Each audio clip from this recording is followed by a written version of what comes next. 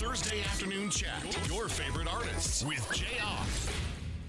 Ladies and gentlemen, it has been a long time that I've been bugging my buddy Kai, saying I've interviewed just about everybody in the faith-based industry, but one has always eluded me till today.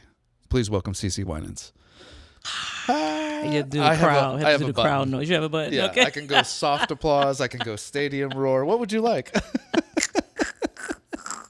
Soft applause is Soft nice. applause is good. All right. Thank you for taking a moment. You got it. Thank you for having me. A lot of our audience has a chance to see you live. Actually, next week for those in Tampa, you could make that dreaded I-4 drive if you like to Orlando as well. But CeCe's going to be playing in Orlando on Tuesday of next week, and then for those in the ATL, she'll be Wednesday in Atlanta. We're going to put a link to get tickets at thejoyfm.com or jrshow.com. Same. Oh, it's the same. It's the same. Both. We're going to do that yeah. both of them. Let's lead off before we play any songs or anything. And we are going to do a newer song we're going to play besides like Believe for It. But I read this somewhere when I was preparing to chat with you. It says CeCe is the best-selling female gospel artist all time. Like, that's a big statement for you. That's a big statement. Of anybody that's ever put out anything faith-wise, your name is at the top. But I want to ask you, like, if you can remember little you, like, when you're looking ahead, like, one day, what did you think? Like, even if it was singing, like, what did you think you at this age? Did you have any kind of, like, does that statement blow your mind because you know little CeCe? Definitely. Yeah. Definitely. It blows my mind because I didn't have this in mind, you know. So that statement is a heavy statement, and it's like, really? I'm still in awe of that. Yeah. Right. I need to go check it and make sure it's right. I don't know. Yeah. Now I want to go check it because you've got me nervous. Was I on a bad website? No, they all say the same thing. Okay. And it's a tremendous honor. It blows my mind because, like most of us, when I say most of us, artists, people, we just start out doing what we do, you know, and pray that the Lord will bless it and that we will succeed in what He wants us to do. And to look back now and see what has happened over these years, because it's been a while. It blows my mind. I'm humbled and I'm grateful. Do you remember little you, what maybe you thought, oh, one day I'd like to do, or was it always singing, or did you have another passion when you were little? It was always singing. Okay. Because, and I think it has everything to do with the family I was born in, and I love singing, but I love singing in the background. Right. You know, coming from a huge family, the Winans family, we could have a choir if we wanted to. It was 10 of us. At breakfast. And we all, mom and dad sang, we all sang. And so singing in church and the children's choir, I had fun. I enjoyed it. I didn't like being out front. Leading, I could have been a professional background singer and I would have been really, really happy with that. But clearly God had other plans for me, you know? So singing, I started doing professional singing when I was probably like 15, 16. So I got a chance to do some backups for Andre Crouch, you know, so my life just kind of evolved into that. Right. Yeah. I don't get a chance to really say this to many artists, but when I have a guest that's actually friends with, well, you know, was friends with one of the greatest vocalists in history, Whitney Houston, and then friends with Oprah Winfrey. Like, these are people you've been allowed to not just rub shoulders with, but they are friends of yours. Yeah. But is there a moment you can go back to that was a moment you were the most starstruck, like it was a different feeling, like, oh my gosh. Oh, yeah. What is a most starstruck moment for you where you're like, this doesn't happen to me that often? Why am I shaking? Can you recall that? Well, I can definitely recall when I went to the Grammys one year, and I don't know if it was our first time at the Grammys. It could have been. It probably was our first time. Yeah. And you just saw everybody who you had listened to, you know. And I remember my husband and I, we were, you know, taking pictures. Oh, my God, there's so-and-so, there's so-and-so. And one time we saw Stevie, and this is so funny. We saw Stevie, and we turned around, and when we looked back, he was gone. And I'm like, how did we lose Stevie? and we finally found him. Yeah. But yeah, it was a very starstruck night. Oh, yeah. Because it was so many people like Stevie, all the voices that we loved. Oh, yeah. Gladys Knight. I mean, we could just go on and on. Yeah. And that night we got pictures with everybody. I was Right. like, oh, this is amazing. I can't believe I'm here. So, Right. so yeah. Did you ever run into anybody that you were like, oh, I can't believe I get to meet, and they were fans of you? Well, it's funny you said Whitney. When Whitney came out, I remember, I know a lot of people don't remember this, but there was a commercial that I heard. I'm trying to think of the restaurant. It was for a restaurant. Yeah. Right? Steak and Ale was the name of the restaurant in Michigan. And I heard this commercial and I said, I don't know who's singing on this commercial, but somebody can sing. Yeah. Somebody really can sing. And the voice was so impactful. And years went on and she came out and I was like, man, that sounds like the same voice. That sounds like the same voice. So, of course, when Whitney came out, she was winning everything. And when we met her the night at the Image Awards in the lobby, she passed by BB and I. And she was like, BB and CeCe. And we're like, yeah, how do you know us? Yeah. You know? So that was a shocker. And she Right. started singing our songs. And I Oh, was like, wow. oh, you really know us. And she had been listening to my family and us for a while. Yeah. And that's how our friendship got started. So I was in shock that Yeah. she knew us, and not just knew us, but knew our music well. Yeah. Yeah, because that night we were in concert late that night. She showed up, ended up on stage with us, and sang all of our songs better than we sang them. Yeah. We were like, it's time for you to get off now. You can get off the stage I now. have to pay my mortgage. Yeah, so yeah, that has happened more than once. So This is actually a great jumping point because I'm going to throw a little curveball at you. Okay. We interview the crew never gets, we do a picture with every artist just to put on socials and stuff, Right. but very rarely, between myself and the crew we're around, I almost see the people I interview, they're almost like associates that you work with now. So you're over the whole celebrity thing, which is good. Allows you to create content between a conversation with just two people. But my buddy Steve over there behind that control board, yes. he's struggling with something right now because we don't do this. He's like, guys, I have a dilemma. I have a family member that if she found out that I would like to do this right now, Steve, to help you, because Be able to go back home. because we don't do autographs anymore. We just do selfies. But what did she want? You would love to get something for her? It's my mother-in-law. That's what I was talking And That's awesome. I'm just trying to exploit how nervous he was because we don't do that. Don't be nervous. So I would love to do that. So you need to find something around the room, Steve. You want to get signed for your mother-in-law? Sign, picture, whatever she wants. And I just heard from CeCe that she's fine with it. So we're going to make it happen. Cool. I just like to exploit We're the going to awkwardness. make it happen. You're crazy. Can you walk me up where you were when the writing of Belief for it came about? One of the, I mean, this is just me saying it as somebody that plays these songs and sees the impact from my side. You see it concert-wise. I see it from all different kinds of people around the world connecting with a 3.5 minute something that somebody, when you think of Chris Tomlin, how great is our God?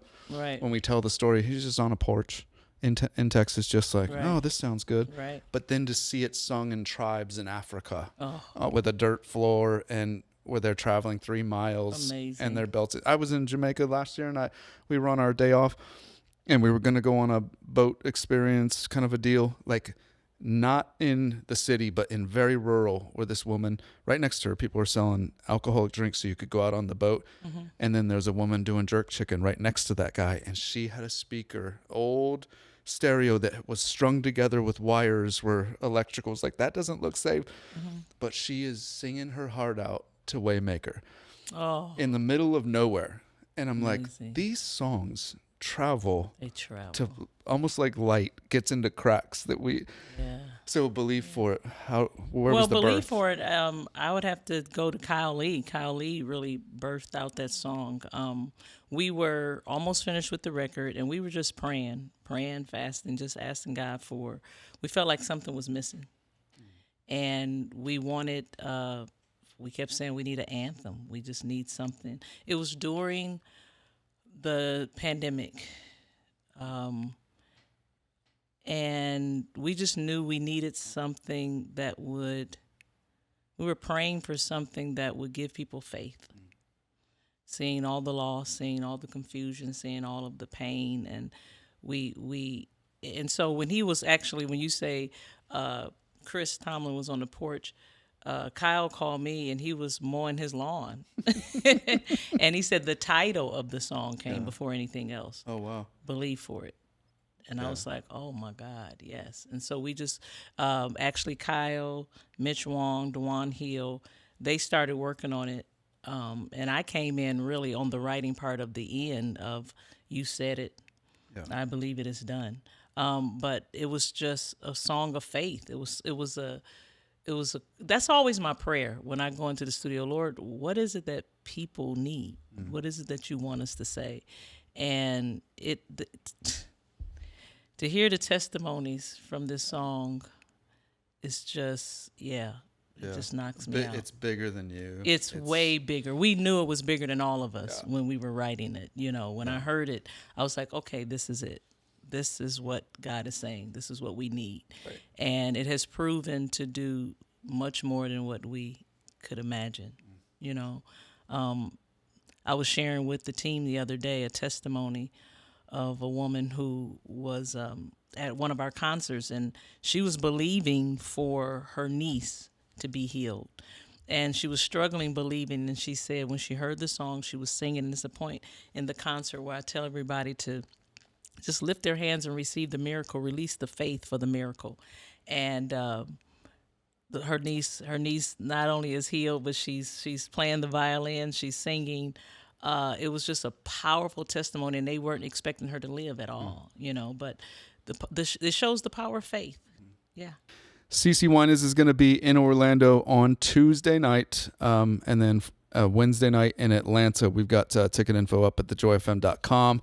If you want to go see the legend in person, I want to ask you. I just love this question. Every once in a while, I bring it out to somebody who this is perfect for you. Like in all the years of singing songs of faith in different parts of the world, it doesn't even have to be about singing. It can be your personal life where you're not even singing. Mm-hmm. Can you recall a moment that could have been the most worshipful moment of your life, whether it was a cliffside or was it a stage moment? Is there one that comes to mind? You know, to me, there is no place that worships like Africa. You know, I've been to several places on the continent, but I just got back recently from South Africa. Pretorius, Africa is the part of it, suburb of South Africa. And it had been years since I've been there. But when I went, it just reminded me of the earlier days when we would go over there, BB and I, and when I would go as a solo artist as well. I don't know if it's because of what they've gone through, the desperation, but the worship is, I don't know, it's something that I still can't shake. I always leave there saying, what are we doing here? Because no one comes to spectate. No one, like in the whole audience. You have thousands and thousands of people, and they all come ready to worship.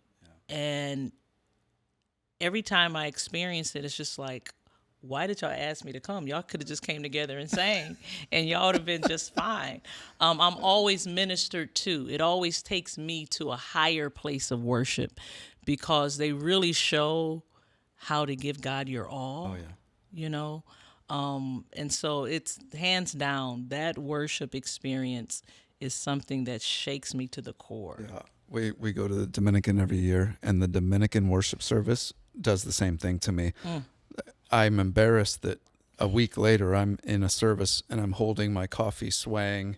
And I'm like, yes, a week ago I was in a service where a man with a tambourine in his 80s is almost like like it's CrossFit. and he is down the aisle with that tambourine. He does not care how he looks. No. But this man is using worship and singing to connect with the Father. And he could be alone in a room right now. And the Father shows up. The presence of God shows it responds to that worship, you know? Yeah. Inhabits, you would say. Yeah, for sure. That's great. Yeah. 1 of 10 children, the things people would not know about growing up in a home with 10 kids. What's something we Some wouldn't? things you don't need to know. like obviously a lot of the obvious ones you can guess, but like, is there anything else that like, oh, you'd have to be in a home with 10 kids to know something we wouldn't think of? I don't know. Obviously. Everybody has a nickname. Okay. You know, when you have all those kids, it's always noise. Yeah. You should know that. Everybody should know that. A lot of laughter. Yeah. What about That's breakfast? a good question. Breakfast. Well, food is we're serious about food. You don't leave any of your food around, or it's gone. That's for sure. It's funny. My husband now, it's like he'll leave something in the refrigerator, and it's like, and I'm like, and he'll come back and say it's gone, and I'm like, well, you didn't eat it, Right? Well, that didn't mean I didn't want it. It's like, well, I grew up. If you didn't eat it, that means if you didn't eat it right then, you didn't want it. There are you know? 9 other mouths that will write their name on it instantly. Yes. Yeah. Fights, you all have fights, but you get over them. I don't know. It's just a lot going on. Yeah. Yeah. And for us, it was a lot of music, and we never took lessons. So it was a lot of music that didn't sound like music for a while, What about Christmas with 10 kids? Oh, it's the same thing. Lots of food, lots of fun. And music. And music. Yeah. Yeah. We didn't get a lot of gifts because who can afford, Oh, yeah. not too many people. A lot of whittling and knitting happening, right? It was all about family and food. Yeah. Yes. This quick one, if something comes to your mind, if not, we can skip it. But to look back, because I'm 46 and I'm already doing this, like the 16-year-old me.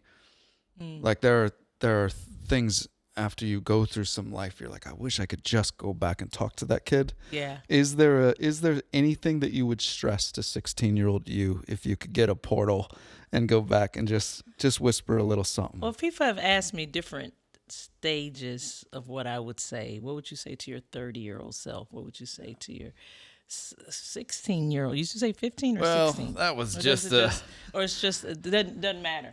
I would say 2 things, really. Chill out. Because everything will work out. God is really, really good. Yeah. And then just put on your seatbelt because you're in for an incredible joy ride. Right. Yeah. Yeah. And that's where I see joy came from, right there. No. One of the biggest songs of the past 2 years, actually, that stayed at number 1 for so long. I think the other record label was like, all right, that's enough. Get off the, But you've done Holy Forever. So who decided to have you do the song? Was it something you heard, Holy Forever, and you're like, I'd love to do that? Or was it just kind of like a collaborative, hey, let's do this song, and have you done it live? When I first heard Chris Tomlin, he said it was the first time he performed it on the Dove Awards. Okay.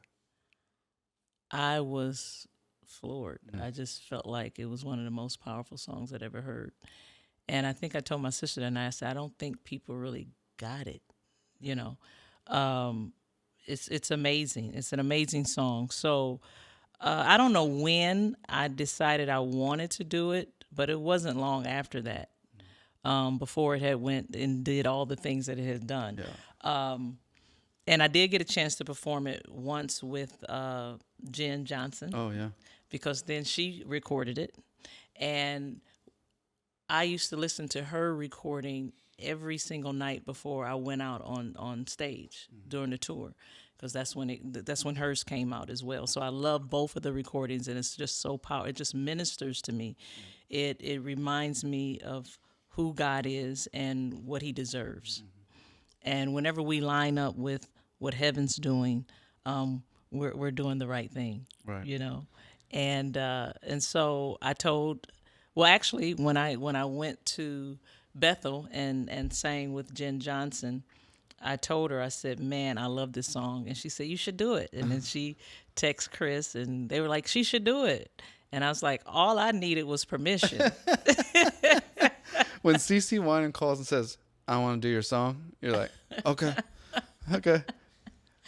Because what I found out, unfortunately, a lot of audiences miss out on certain things because we're not a part of each other's world. So a song as popular as Goodness of God, a song as popular as Holy Forever, you'd be surprised of so many people who still haven't heard it. Yeah.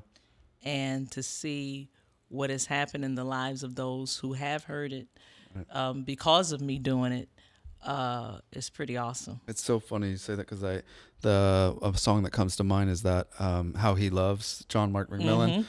Nobody knew that guy. It came from a tragic story. He writes a song 10 years later. Crowder told me he was on a plane and he bawled his eyes out on the plane. And this is 10 years after John Mark recorded it because he heard the power in that song. And I mean, just picture bearded Crowder just bawling his eyes out on a plane. And he said, I have to give this a new spin. And now it's traveled the world to the point that then I saw a video of Justin Bieber the other day singing it with Chandler Moore.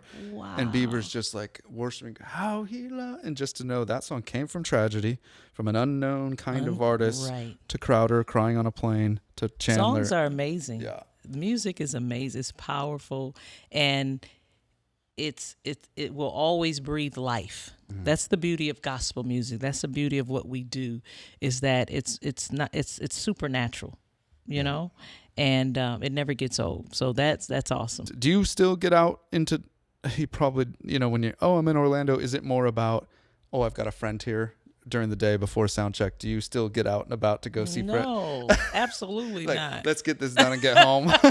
Well, it's not so much let's get it done and get home. It's I have to preserve my voice. Oh yeah. It's getting ready, so it's always, for me, unfortunately, I get to go a lot of great places, but if it's work, it's work, Right. It's ministry. It's the whole preparation for me. The older you get, the more preparation you need. I just started doing vocal exercises for the first time because I feel like my voice is like a rubber band that's being stretched. When you start to see the color fade in a rubber band, I'm like, this is my only instrument. If this thing, I started taking lessons too. I hadn't taken voice lessons. Okay. Ever, because there's really, maybe notes that are getting difficult.